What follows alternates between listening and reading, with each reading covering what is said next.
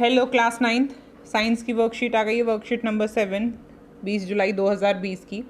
अगर आपने अभी तक यूट्यूब चैनल को सब्सक्राइब नहीं किया है तो यूट्यूब चैनल को सब्सक्राइब करिए, अपने दोस्तों के साथ शेयर करिए और कमेंट करते रहिए।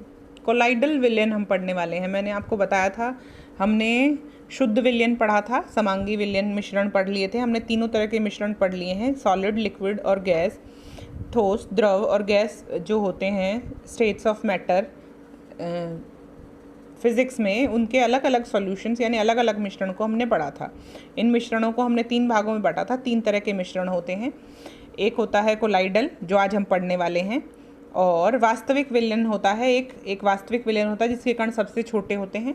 एक निलंबन होता है जिसके कण बहुत बड़े होते हैं। इन दोनों के बीच में यानी वास्तविक विलयन और निलंबन के बीच में जो कणों का साइज होता है जिसका, उसे हम कहते हैं कोलाइडल विलयन। कोलाइडल विलयन दोनों के बीच का होता है। इसमें जो वास्तविक विलयन है उसमें साइज पार्टिकल जो है, पार्टिकल साइज वो बहुत कम है, बाकियों में बहुत ज़्यादा है और उससे बड़ा ही है। अब हम चलते हैं, यहाँ पर जो कोलॉइडल विलयन है उसके भी 2 भाग दिखाए गए हैं कि कोलॉइडल विलयन भी अपने आप में 2 भागों में विभाजित होता है। कैसे विभाजित होता है देखिए। परिक्षिप्त प्रावस्था और परिक्षेपण माध्यम। परिक्षिप्त अवस्था वो होता है जिसे मिलाया जाता है, और परिक्षेपण माध्यम वो होता है जिसमें मिलाया गया है। यानी कि सॉल्यूट और सॉल्वेंट जैसी कहानी है। यानी कि दूध और पानी के मिश्रण में दूध में उपस्थित प्रोटीन और वसा के कण परिक्षिप्त प्रावस्था में है और पानी परिक्षेपण माध्यम है। यानी कि ये चीज़ है जिसमें मिलाया गया है, और ये वो चीज़ें हैं, परिक्षिप्त प्रावस्था वो चीज़ें हैं जो मिलाई गई हैं, और किस में मिलाई गई हैं? परिक्षेपण माध्यम में मिलाई गई हैं। ये होता है कोलॉइडल सॉल्यूशन के 2 पार्टिकल, यानी कोलॉइडल में 2 भाग होते हैं। कोलॉइडल विलयन में क्या गुण होता है? यह विषमांगी होता है, स्थायी मिश्रण होता है। विषमांगी भी है और स्थायी भी है, ध्यान रखिए कि दोनों है। ना तो ये समांगी देखा था हमने, ये विषमांगी भी है और स्थायी भी है। इसके कणों को आंखों से नहीं देखा जा सकता, लेकिन ये कण आसानी से प्रकाश की किरण को फैला देते हैं। टिंडाल प्रभाव दिखाते हैं, जो कि सस्पेंशन यानी निलंबन भी दिखा रहा था, वो टिंडाल प्रभाव कोलॉइडल विलयन भी दिखाते हैं। आगे चलते हैं। इसके कणों को छानन विधि से अलग नहीं किया जा सकता है, यानी कि छानन विधि से अलग नहीं कर सकते हैं, लेकिन इसके जो कण होते हैं वो उतनी अच्छी तरह नहीं घुले होते जितने वास्तविक विलयन में घुले होते हैं। अब हम देखते हैं यहाँ पर कोलॉइडल जो विलयन है उनके उदाहरण, कुछ बहुत ज़रूरी उदाहरण। परिक्षिप्त प्रावस्था है यहाँ पर द्रव, यानी द्रव को किस में घोला गया है? द्रव को जब गैस में घोला जाता है। द्रव को किस में घोला गया है? गैस में। द्रव को गैस में घोला गया तो बना एरोसोल, जिससे ये उदाहरण है इसका कोहरा, बादल, फॉग जो हमें सर्दियों में नज़र आती है, वो उसमें द्रव गैस में घोला जाता है। अगर ठोस को द्रव में घोला जाए वो तो भी एरोसोल बनता है, क्योंकि यहाँ पर इस गैस में बहुत सारे ठोस कण भी होते हैं। जो धुआं वगैरह होता है उसमें कुछ ठोस कण भी होते हैं। गैस को जब द्रव में घोला जाता है, जैसे कि फोम जो होती है शेविंग क्रीम, उसमें गैस होती है और गैस को द्रव में घोला जाता है। शेविंग क्रीम इसका एग्जाम्पल है, उदाहरण है। द्रव को जब द्रव में घोला जाता है, इमल्शन यानी कि दूध, फेस क्रीम इत्यादि।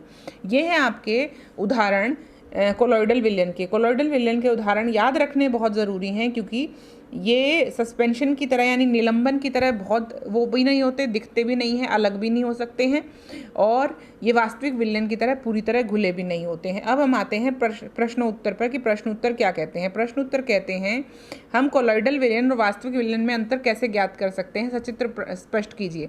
कोलॉइडल विलयन और वास्तविक विलयन में हम प्रकाश की मदद से, प्रकाश की किरणों की मदद से अंतर पता लगा सकते हैं, जैसा कि हमारी वर्कशीट में दिखाया गया है। यहाँ पर वर्कशीट में देखिए बिल्कुल साफ दिखाया गया है। अगर यहाँ विलयन होता तो विलयन में से प्रकाश सीधा निकल जाता, लेकिन कोलॉइडल विलयन में स्कैटर होता है प्रकाश। तो इस तरीके से सचित्र आप ये दिखा सकते हैं। ये है आपके पहले प्रश्न का उत्तर। अब आते हैं अगले प्रश्न पर। अगला प्रश्न कहता है, निम्न की प्रक्षेपण माध्यम और परिक्षिप्त अवस्था लिखिए। धुआं में हमने देखा था ठोस को द्रव में मिलाया जाता है। ठोस को द्रव में मिलाया जाता है। यहाँ पर एग्जाम्पल भी दिया गया है। ये रहा धुआं में क्या हुआ है? ठोस को द्रव में मिलाया गया है, ठोस को गैस में मिलाया गया है, धुआं है। उसके बाद है कोहरा ये रहा ऊपर। कोहरा में किसको मिलाया गया है? कोहरा में द्रव में गैस को मिलाया गया है। और बादल में भी द्रव को गैस में मिलाया गया। ये हम देख कर लिख सकते हैं, हमारी वर्कशीट में बहुत आसानी से साफ साफ आपको नजर आ रहा है। कोलॉइडल विलायन समांगी प्रतीत होता है, यानी ये लगता है समांगी है पर है विषमांगी। स्पष्ट करें, ये विषमांगी होता है क्योंकि इसके पार्टिकल्स का साइज, यानी इसके पार्टिकल्स जो होते हैं, इसके कण जो होते हैं वो इतने छोटे नहीं होते कि वास्तविक रूप से घुल जाएं, और इतने बड़े भी नहीं होते कि वो थोड़ी देर बाद नीचे बैठ जाएं जैसे निलंबन में होता है। इसलिए समांगी होता है, प्रतीत समांगी होता है, लेकिन होता विषमांगी है क्योंकि इसके कण आसानी से प्रकाश की किरणों को फैला देते हैं। यही है इसका कारण। निम्न में से कोलॉइडल विलयन छातीय साबुन और पानी, नमक और पानी, रेत और पानी, कोहरा। कोहरा कोलॉइडल है, हमने अभी पढ़ा। नमक और पानी विलयन है, हमें पता है। नमक और पानी हमें विलयन है, वास्तविक विलयन है। रेत और पानी निलंबन है, हमें पता है। कोहरा कोलॉइडल सॉल्यूशन है, और साबुन और पानी भी कोलॉइडल सॉल्यूशन है, क्योंकि साबुन का एक हिस्सा ऐसा होता है जो वसा की जैसा होता है, इसलिए वो पानी में नहीं घुलता है, दूसरा हिस्सा पानी में घुल जाता है। तो साबुन और पानी यहाँ पर कोलॉइडल सॉल्यूशन होगा।